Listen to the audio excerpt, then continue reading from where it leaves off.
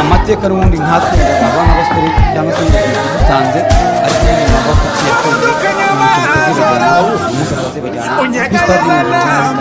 n'abantu magana arindwi na batanu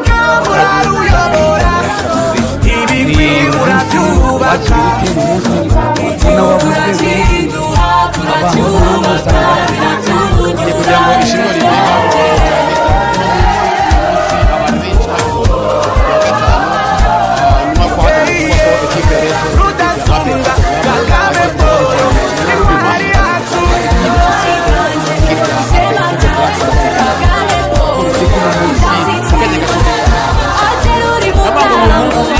abantu batari bazi ko uzabera wamenyekanye bashinzwe